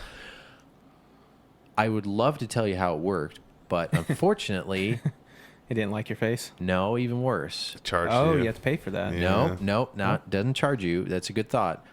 The app has updated from NBA 2K18 to NBA 2K19. Oh, so it's done. So it's done. So you can't do it. Worthless. I was trying to upload my face. I was figuring out. I was looking in the app store, and I would find it says this app no longer exists. Oh, that's too Then bad. I thought, okay, I'm going to download 2K19 and just see if I can obviously put it in 18. It doesn't let you.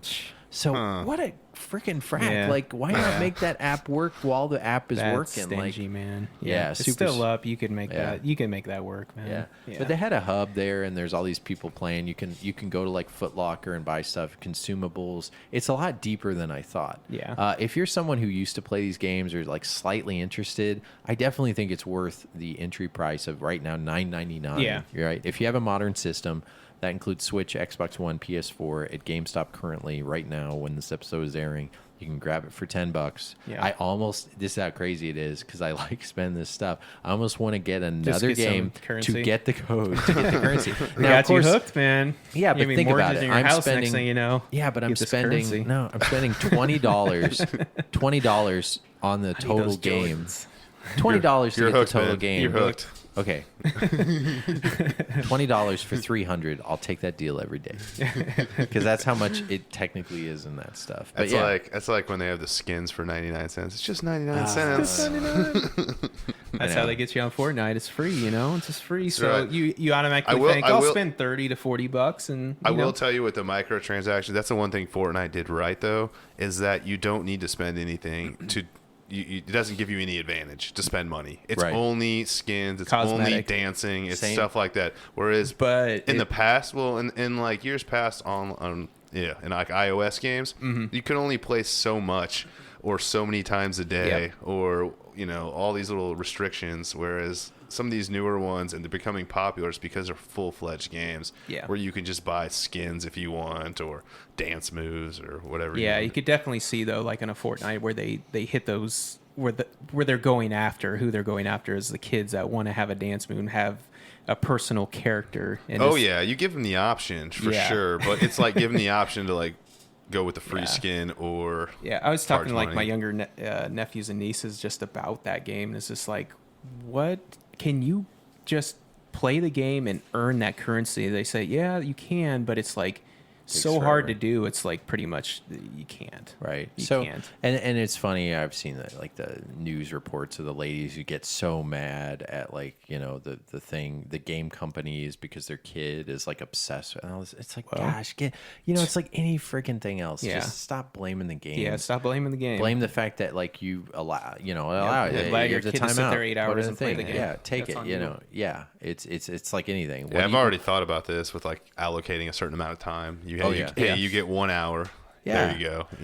Do your homework first. Right. Under this roof, right? You pay it. I totally get it. Rocket League is another one that's like that. Is you pay for skins, which are the cars, right? Essentially. And like the other little fun, like little tidbit things, and they open treasure boxes. That's the thing of these. It's called a drop, basically, right? And this is like in the video games where you get a supply drop, and you're like, oh, what's it going to be? You open the box, and it's a surprise. Like the old game, like Star Fox would have it because you'd shoot the thing, and what's in it? It's either going to be a bomb or a double laser. It's funny playing the old Star Fox game. You see, like, well, that was before we realized you can get people addicted to the microtransaction, which is no different than the gambling thing with the lights and the bells and everything else. Absolutely. I think I feel bad for all the people who get in trouble for all the kids who spend all that money on that stuff, and I get it.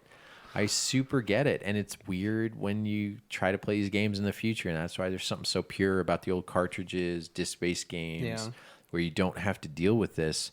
I think where those things go bad, though, is when you're buying stuff that makes you better, though. I think that breaks a game automatically, and it just should not be allowed. I mean, like, what's the point? Like, you just... Better against other people. Better against... Like, you get the gun that's extra the armor, extra armor, armor if you spend $5 or whatever. It's that kind of stuff that where I don't shouldn't like. Be allowed, man. That's just ridiculous. So I will admit this. This is kind of different, and I know it's probably not that great. And you can cheat codes are kind of like a gone thing, and I think microtransactions have replaced cheat codes to a degree in single player games. I think about it, And so I've done this. So Assassin's Creed Black Flag, just as an FYI, really good Assassin's Creed game. If you haven't played any, it's a good one to play. It's probably my favorite of those. You unlock stuff since it's an open world game and you have to find things. You can pay, and I think it's usually about $3 or $6 total, or like $3 per pack for treasure maps. And so you have the whole game, and you have an option, and you don't have to do it because you can unlock it organically and go through the game. But you can buy the locations of, let's say, all the treasures or all the things that help you get currency, which helps you level up faster. For like $3, you unlock like where they are on the map, so it highlights them. Gotcha. And I know that you kind of feel like, oh, that's shady, but like actually for me, I'm like, I have done that before on probably 2 or 3 games where it's open world. Yeah. Because what I'll do is like, well, if that tells me where the treasure chases are, I'll get the money faster, which helps me like upgrade my guy and progress my guy. Because at the end of the day, if that saves me 3-4 hours, dude, these programmers are smart. My time is precious. Yeah. My time is so precious. No, it's just more like I don't have the time I did in my 20s. I was thinking about that. Like, we just... Time goes by so Michael, fast, you tell me guys. about the deal on like people opening packs on cards. How's that work? Like it's sort of a weird deal there too. I thought was interesting. I don't know how much money they're spending. Honestly, I've just seen a few videos on it. But I can tell you now, it depends on the pack. It depends on the pack, and the better the pack, the more expensive the pack, the better the cards you get. Yes. So they have like, they'll have like, gold like pack. base. And it seems like they're all pretty similar, I'm sure. But they'll have like base cards, then they'll have like rare cards, and then they'll have like ultra cards. Yeah. Prestige. And or whatever. and you want to get these ultra cards. Diamond. Yeah, exactly. All these blingy stuff. And I think you can spend like 20, 40, 50 bucks like on these like top notch, like $50 on like a virtual pack where you get nothing physically. That's crazy. I could tell you on the And coins, they're good for what, a year, like until Yeah. the next game comes out. Yeah. But then people are selling them, correct? That is the craziest thing. That can, yep. So with these like ultra rare cars, they are selling for like thousands of dollars, and you can like list them, or you can like literally insta sell them, where people will like put up a price that they'll automatically pay, and you can just hit a button and boom, you get like $600 in your account for selling a Lionel Messi, FIFA. How does that card work, or though? whatever. That's Yeah, such when you a say weird in deal. your account, do you mean like in a PayPal account? I or- think it's I don't think it's like in actual cash. I thought it was in Currency. their currency. Right. Okay, the currency for that game. Yeah, But that's which that's I crazy. think people can sell for actual money somehow. I'm not 100% Yeah, that's sure what I was on wondering this. if you could eBay. do that for actual Yeah, money. I think eBay and stuff. You can sell your accounts and stuff like that. I know, but Oh, so you'd have to give up your account though. So pretty much you're just Essentially. making burner accounts. But that'd be okay if you think about it. Yeah, yeah. If you have thousands of dollars, But then I remember this in Friday the 13th, right? You love this game. And they made a modern version of this game for PS4. Yeah. And when they did announce the Kickstarter for this game, not many people knew about it, but there was a tier for Kickstarter. I think it was around like you spend an extra $20 for the game, you get this special skin. It's called the Slasher or Yeah, something like that? it's this skin. It actually looks really cool. The guy looks like molten lava, but it'll make it so your Jason character has this really cool skin on that like looks overly stylized, really cool. And people were selling the code for the skin. I remember this for like $250. yeah. Just the skin Yeah. code for this game now that I think the servers are coming offline or something with the rights or something's going. But like I remember at the time thinking like, oh man, wish I would have invested in that. They were going for seriously $250 for a skin amazing of and Jason stuff, yeah. because it was limited and only for those Kickstarter people. It's funny. Do those people now regret? This is a year later. Can I go back and find these people and be like, do you regret that? Or are they on to their next thing and Sea forget? of Thieves, like Sea of Thieves is a Xbox One exclusive, and they made a special controller, which is awesome. But it Oh, came. I've seen it. I love it. I think it's cool. Really? It glows up at night, and it's got indentions in it, and Oh, gold in okay. the back, Cool, and all cool. this. I mean, cool stuff. But it came with a code too, and you could sell the code off, and that's how I got mine, because I got mine for $10 below cost because the guy kept the code and he said he used it and didn't care about the controller, and he sold it for $20 less, and I was like, perfect for me because I care less about the code. Nice. Yeah. We should Xbox One or the Xbox at all. Like, I own one of those now. It's so weird. I think I talked about it a couple episodes back. I own it because of the Ultra HD Blu-ray player. Yeah. But I've got already like, I don't know, 10, 15 games Nice. for the Xbox One. I'm never going to have a ton for Yeah. it. But I've, for someone who was not a fan of the system, still not my favorite, like, Yeah. it's not it's horrible. good for what it is. Yep. It definitely It's is. got a nice Blu-ray player. Yeah. Yeah. Blu-ray player, and it's got some stuff. And then if you want to It's got that game. shell down for a year, Game Pass, man. Game Pass you're is getting pretty more cool. bang for your Yeah, buck than if you're- anything around that Nintendo or anybody else is giving you, I'd say. So if you're, our listeners are so varied, but if you're one that's like, hey, my husband might be into this, or I want to buy a new modern gaming system, and you want really your best bang for your buck, I can't say that if you want the most games, and again, it'd be digital games, Yeah, but it'd be digital. buying an Xbox One for $150, $200. Buy an Xbox One S, $150, $200, Yep. and buy that season Yep. pass for 50, 60 for the year. I can't remember what it is. So what that is Game Pass has about 200 games that you can play and download, and some of them are modern. Crackdown 3, Yeah. Forza Horizon 4. These are premium games. Titles, yeah. You instantly have a collection State of of games, Decay. and it's a ton. And it's Yep. it's something. Yeah, and it was fun making my account. I don't because I should give you my, what is it called, gamer tag? Or Yeah, gamer tag. Yeah, it's Mine really is, easy to change your name and do all sorts of stuff. Mine is Jurassic Tasty. Jurassic Tasty. Because I wanted to have like Jurassic Park. So anybody who wants to friend me, I guess, my whatever games. Yeah. Anyway, I just love it because it's equally stupid and whatever. I was thinking like, oh gosh, I overly thinking about it. I was like, what do I like? Well, I like dinosaurs, and I like, what can I make it like cool? And people hit me like Jurassic Tasty.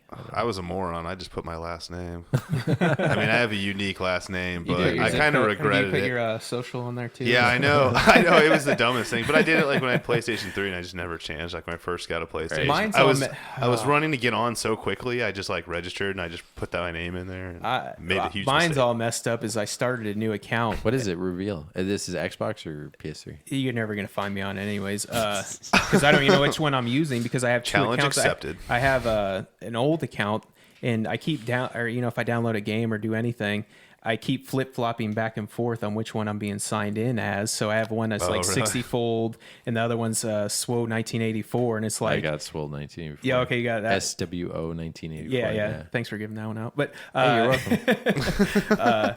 so between those two, it's like I have a mixture of games between the two, so I have to go back and forth between them. I'm like, which one's my newer one? Like, it took me so long to sign in. It's like, why didn't it just delete that old one? But no, it held on to it. Held on strong. Man. Too bad I didn't have Scott Pilgrim's or something awesome that I would have got. I wish I had a long time ago. Yeah, I know. If we could only I would have downloaded. Yeah. Donald Trump for whatever. You Yeah. know, if we knew way ever ago who the heck's going to be president. Like Demolition Man. Remember that? Like, hey. That's one of my favorite movies. Yeah, I freaking love that Taco movie. Bell. Yeah, It's the only thing that made it. Now all restaurants are Taco Bell. Dennis Lear in wait. All right, I thought we'd do the hunka chunka.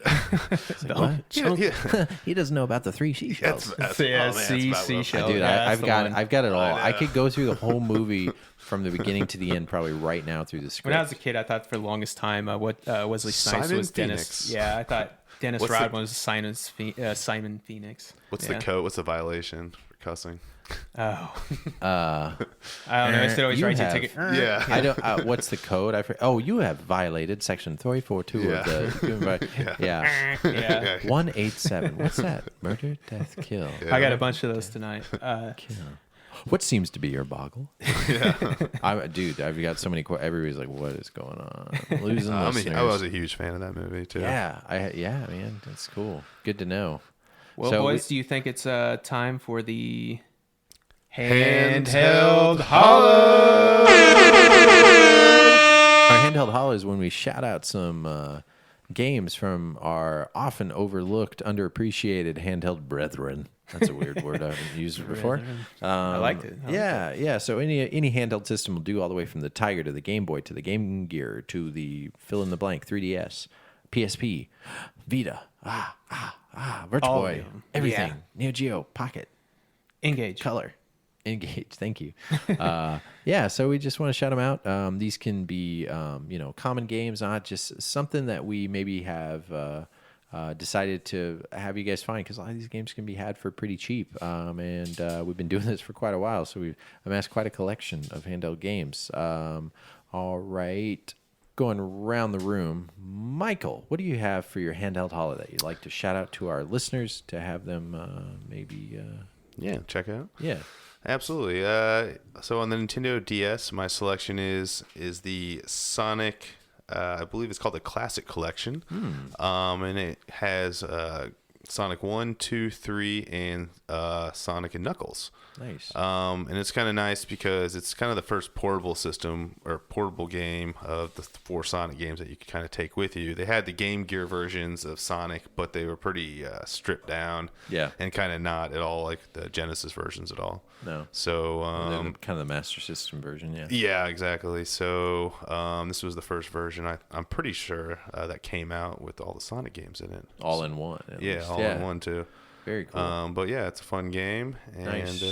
Inexpensive-ish? Do we know? they're on $10, so Okay, not that's terrible. fine. That's fine. Yeah, not terrible at all. Yeah, like $3 a game for each one, or less. Nice. Good recommendation. Shane, what do you got? Surprise, surprise! Nintendo Switch. Yeah. Yep. Punch Out. I downloaded it for $8. It's really cool. Is it NES Punch-Out? No, it is Arcade Punch Out. Oh, there you so go. the green wired frame awesomeness. Nice. You could Closer to actually, Super Nintendo, really good, sound. It's pretty much arcade. I mean, it's like the Arcade arcade. perfect, yeah. You could actually switch the thing up if you have a flip grip. You could hold it vertically up and down. Actually, building an arcade where a TV that I have mounted that can vertically do that, so it stretches it and it makes it arcade freaking awesomeness. Nice. So That's the old it's really classic. fun. If you ever played it, it's pretty much arcade perfect. And it's a great. digital game, another digital pick you got. Right? Yeah, I'm killing the. Hey, no, it's okay. It is what it is, man. I sort of like digital on the Nintendo Switch because it makes sense. I'm not fumbling through cartridges and everything like that. So Yeah, sure. So that is Shane's pick. What do you got, Ben? I've got Gun Showdown for the PSP. Okay, I don't know anything about this one. All right, so this is it's what I like. The cover is easy to spot. It's going to be yellow, and even the spine too. And the gun games are really pretty good. It's kind of a third-person action western game, unlike say the Red Dead Redemptions. It's just it's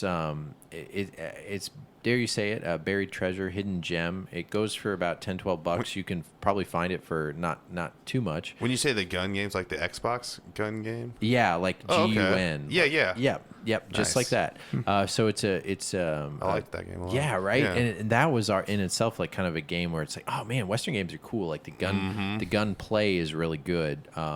The action, the story, the graphics, it just like feels very visceral. It's a game like if it came out on the Switch, everybody would flip out and freak out. It's like I want so many of these games that were kind of like underlooked and like just to kind of be rebirthed on the Switch, not to just have all the Nintendo fans say, oh, it's only on this system and blah blah blah. yeah. But just to like have like a new audience getting to play this game because Actually get to play it, Yeah, yeah. only random listener hopefully will pick this up and like play it and be like, holy crap, I missed out on this. But anyway, Gun Showdown for the PSP, pretty uncommon game, hard to find, but it's gonna be one of those you probably overlooked it when you weren't looking for it, and maybe it's not on anybody's big list. So check those out. And Sonic, what is it? Classic Collection for the DS. Yep. And then Shane's pick, Punch Out Arcade, in quotations, for the Nintendo Switch are handheld hollows this week. So our final segment before we wrap up, we want to talk a little bit about like open world games. Yeah, And definitely. What we mean by open world games are like these are fun, like 3D action games. Kind of the highs and lows, some of the things we like about them, not like about them. This is also going to be a kind of quick segment. I kind of want to hear what you guys think is a good game. Write us in, let us know, and we'll give a shot for Adam to kind of talk about it a little bit too, and then maybe a part we could two. add on to it. Yeah, Yeah. it's pretty much part 2 next week too. Yeah, it was just something we could, with the way the week went, we thought, what can we talk about real quick? We don't really get to do much because we don't skew too modern. This is a little more modern, but the thing about open world games is they take some time, but they're also kind of nice because you can get lost in them. Absolutely. Right? Go at your own pace. Yeah, and this is first person and third person. Really, the memory constraints of the older systems really made it so it would be an isometric. You can't really say like Legacy of Kain or Mario 64 is technically an open world game. Now they have open world areas, right? Or like open levels. Yeah. But they have a hub world. So if you got something like that where you're going from one world to another, and then you're going to like it does a fast break into a whole different level. No, this is kind of like where. You're there, this you're is there, what you're and gonna you're get. kind of there forever. You I can have cutscenes. That kind of I thing. can remember GTA when you first moved from like one part of the city to the other. It couldn't even handle it, so it had to like refresh and load up the whole reload. new. So it was almost like you were going to a different level, but they Yeah. kind of integrated that into one big city. Yeah, it was Yeah. like the It foggy, Couldn't you quite couldn't go handle it. through. Yep, exactly. Yeah, and this is a genre that really helped like the collectathons, right? The people who needed 100% something. Yeah. Oh, man. I remember the first, and really it started with, not started, there was open world games before that, Deus Ex, like, what's the other one that was like, it came out on PS2, like Omicron Soul for the Dreamcast, if you guys ever played this. Yeah. Omicron, the Nomad Soul. That was that was actually very much an open world game. Okay. I don't know anything about that. Yeah, it's a cool game. It has like David Bowie in it. If you haven't seen it, check it out. It's totally would be a hidden gem kind of video game book club easily. I wish somebody would say Omicron, the Nomad Soul. But very overlooked game. It has its problems. It also came out for the PC. It's really bizarre. It kind of takes place in a Blade Runner type of universe. But I remember it was the first game. Came out before GTA 3, right? The big one. Yeah. Where you can get in a car and kind of drive around where you want. Yeah. And you were kind of in this place where you could also just stop and get out and not have to do anything, not have to be prompted to a next level or run out of something. But then, the segues, really, Grand Theft Auto 3 was the first one where you're like, whoa, and With you the and your graphics friends, and and it everything, was just that this just- phenomenon. yeah. And it changed things forever. And I'd say the tough thing about these open world games is the older ones don't hold up too well. Right. Right. It'd be amazing if they go back and do some of those older ones. But the first one that I remember starting off for me was GTA, the original GTA, and it was like pixelated top-down view. I had that on my PC. Oh yeah, that thing was awesome, man. I mean, you could go do anywhere. And I didn't understand the concept as a kid of. I was like, where am I supposed to go? What am I supposed to do? And I found myself just driving around and doing that and having fun. And actually, I always talk about this is you could pop it open and then put in your own CD and then play the track. I would do that and just drive around and kill people or do whatever you do. You know? But then finally I figured out, well, you have to find a person to get the mission. And then when GTA 3 came out, man, it was like mind blowing, you know. The map and everything, and just the graphics. I mean, now you look back, the graphics are nothing, but back then it was like, oh my gosh, like this huge world with pretty good graphics. Forget about it. And a story, kind of a mafia story. Yeah, with a mafia story, cool story. You care about the character. The driving the car was like perfect. Yeah, it was cool. Yeah, it was very cool. You kind of can't, very mature. You can't like not talk about this without talking about those. Yeah, and of course you have to talk about those. The ladies of the night. Yeah. Well, no, I meant like just talking about GTA about these. I will say the one, and I still look back out of all the open world games. Grand Theft Auto Vice City was my jam. Yeah, dude, that was when I was in soundtrack, college. the cars, and they just they hit it everything. I remember going to like Kmart at the time, if there's still Kmarts around, and like the game should have come out, and it's kind of pre when internet was big, and you're just like, oh, I hope it's there, I hope it's there. It's sold out everywhere. And I remember I looked at the Flash website for months and months before it came out because it would reveal parts of the game and all this, and I just loved the heck out of it. But yeah, Vice City to this day, freaking Duran playing these like Malibu 80s cars are just awesome. And they've blown up to anything. You've got Assassin's Creed, you got The Witcher, the Red Dead Redemption. Red Dead, man, with the hunting and everything like that. Like a lot of people just get sidetracked on the hunting and everything. It's really awesome, man. Yeah, I think, well, just, to make this segment kind of quick, is like going around, do you have any that like you really, really like for open world games? Knowing, you got Saints Row, LA Noire, Watch Dogs, No Man's Sky, Far Cry. Anybody kind of, I've got we'll one. Talk about it more next week also, because I mean, we'll hear from you guys, but I mean, I hate to harp back on him, but Vice City was just so freaking amazing, man. Like we said, just the story, the music, the cars, it really set you back in the 80s.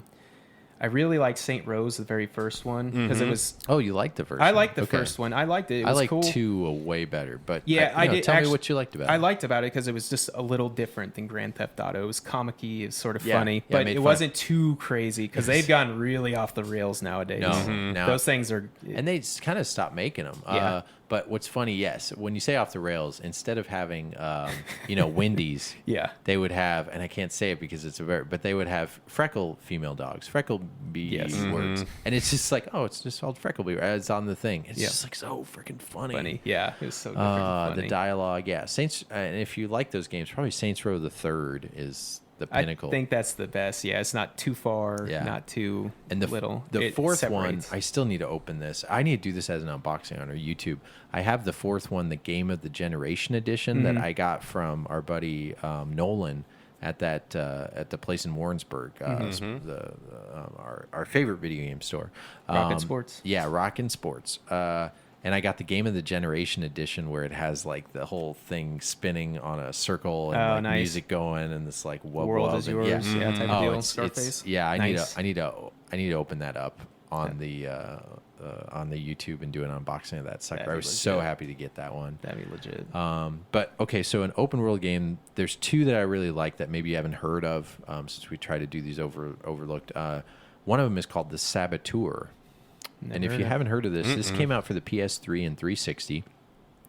It is a third-person action open world game, but it takes place in France around the war times and World War One, right? And it is just really good. And the way they make this different is obviously the time period. You could still climb stuff like Assassin's Creed-ish, which is nice, so you can get high and low and unlock towers. But as you what is it? Not vigilate, vindicate. What is it when you kind of Vindicate? Is that what I'm trying to say? Or it's like unlock the city or what am I? There's a word for it. No, everybody's yelling in the car, and me too when I listen to this. But basically, as you unlock the city by like getting rid of the oppression, right, of the Nazis. Okay. Two. I don't know. Yeah, my brain is just killing me. But It's getting late. Yeah, sorry. As you do that, the world goes from black and white to color. So as you're playing, and if you're in a place that you haven't like fully like got rid of the oppression, that's what I was trying to think. Then it's in black and white, so you can kind of see as the map goes. Kind of, if you're bringing color to the city, you're kind of making it. You're getting rid of the bad guys. Okay, but a real cool underlook game. Really you can get that game for like $10, and it's really cool. It's called The Saboteur.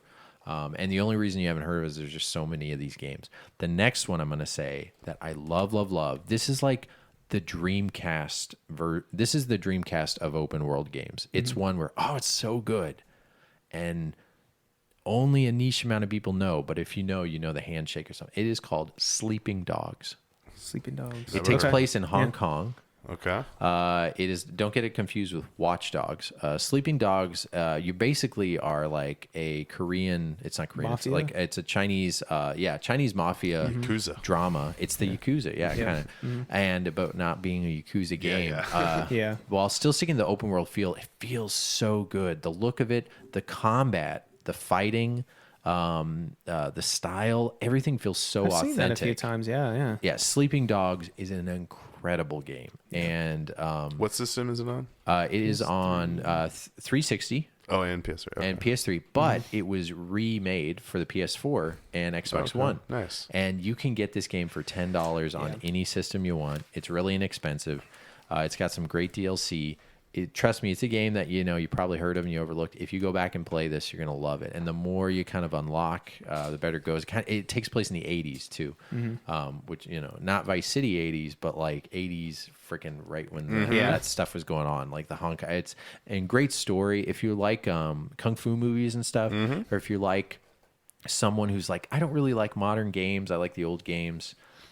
This kind of gives the Dreamcast version of like. It's fun. It's not too overly complicated. You feel like you're involved in the story. It's not so much like good guy versus bad guy versus blow up the world. This is more about honor. Really cool. Sounds like I'd be terrible at it. Really, yeah. They also made Mad Max, an open world game. If you've seen the cover or whatever and didn't know, it's an open world game. Well, heck, the old Shenmues are open world if you really think about it. That's one of the beginning ones. Yeah, good point. Shenmue is definitely an open world game. That was pre-GTA. That actually, I think it's a good call you mentioned that because a lot of people kind of say that's one of the first. Yeah, that is the first one on console, especially. Yeah, for sure. Yeah, really fun game. I never played the Watch Dogs game, so I can't comment on them. I've kind of heard they're just okay. Yeah, I heard the second one was pretty good. Never was intrigued by those. The Far Cry games, I think, are wonderful. Those are considered open world games. It's one of my favorites. Yeah. Oh yeah, so it's good. You can get lost in it, that kind of thing. The LA Noire, Just Cause. I've heard good things. I've just never really played it. I've never played it either. Yeah, I've never played it either.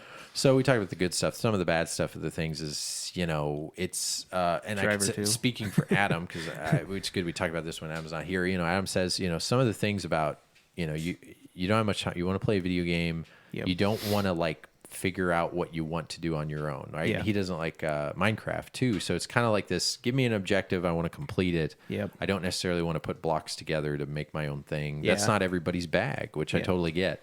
So it's the open world game's not for everybody, but still, there's at least a few out there. Of course, we can't go out with saying Zelda. Yeah, Zelda. Yeah, the newest Zelda. Man. Yeah, the newest Zelda. What's that one called again? Breath of the Wild. Yes, Breath of the Wild. I wasn't trying to quiz you. I actually forgot. Breath of the Wild, I heard, is a wonderful open world game. That new Spider-Man game, open world game. Open world. Freaking great. That looks amazing. I want to play that. Yeah, there's a ton of them. A lot of fun. Let us know. The Batman ones. Oh, yeah. Good call. Yeah, Arkham Asylum. Yeah, that would count. I will say the first two are a lot. Well, no, actually, they all are. You're right. They're all open world games. Arkham Knight. I played the snot out of that. The only thing knocks on those games is they're always at nighttime. Yeah. But honestly, so's kind of Sleeping Dogs, but it does it in a good way. But yeah, it's like sometimes you kind of like, gosh, would the sun come out in this place? When's it gonna freaking come? The Assassin's Creed games are very. There's a lot of collecting in them, so they take a lot of time. And imagine the Yakuza games. I'm not for sure on that because I never played any Yeah. of the Yakuzas, really. Not the newest ones or anything. I know, and I so- just bought the newest one. I'm really such a bad I've collector. heard it's so good. Yeah, I've heard it really good. But I think it's more I think Shenmue-y Yeah, kinda. Shenmue type of. That's what Shenmue would have transitioned into type of deal. Yeah, super quirky and that kind of thing. Sorry for creaking here and there. Yeah, I my need to- chair's No, I need a. Yeah, at least we don't do the. What if our phone rings and we just do a siren noise or something? Make it. But anyway, well, let's leave more to the next episode. Let us know some open world games you like. Sorry, we got to cut this one a little bit short. I had to get started a little bit late. It's a long week for all of us. But hey, we're being consistent, Yep. so in your face. But that being said, we like you guys a lot. Yeah, we thank had our you. emails ready to talk about. If you guys are okay with it, let's just because it's getting Postpone late it. and we still Yeah. got a weekday here. Yeah. We'll postpone our. We'll definitely get to all our stuff, including our iTunes reviews. We really appreciate those. Yeah. Please, if you can, give us fair scores. Whatever you view as fair, but We appreciate the good Yeah. scores. We really do. Yeah. The higher score we get, if we get 5 stars, helps us be seen, and we appreciate that because that is how more listeners do it. That pays us back. And tell your friends about us and give us more suggestions on the show. We really appreciate you guys, all you guys listening. Always enjoy interacting with our listeners. Anything else you guys think? Huh? What do you think? I got something. Okay, go. Episode 40 is in the books. Yeah. Thanks, guys. Yeah, see ya.